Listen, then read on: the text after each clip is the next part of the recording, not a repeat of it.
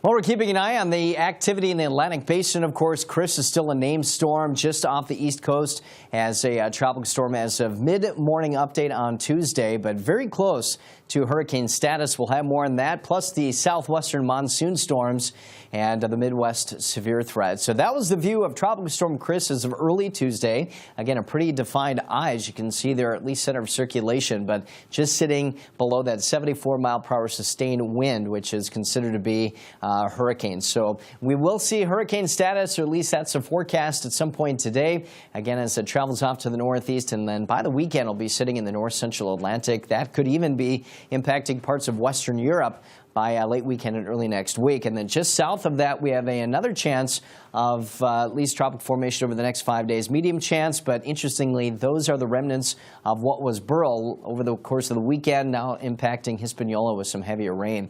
How about this? Speaking of heavy rain, we had an inch in Tucson, good enough for a daily rainfall record. Had a ½ an inch in Phoenix, about a ½ an inch in Vegas. There were a bunch of dust storms all over the place in Arizona with some of those strong winds that developed, or at least the outflow winds with those thunderstorms. And more thunderstorms are expected here today. Again, some of those could be a little bit on the strong side, but we do expect to see pockets of heavy rain in the southwest, which is good news. We still are well below average in terms of precipitation here since the beginning of the year, and thus the extreme and exceptional drought within these spots. So hopefully we can get some of that more, or at least heavy rainfall. So there's your excessive heat, and Minneapolis is under an excessive heat watch for tomorrow, but for now, at least the Intermountain West and the central U.S.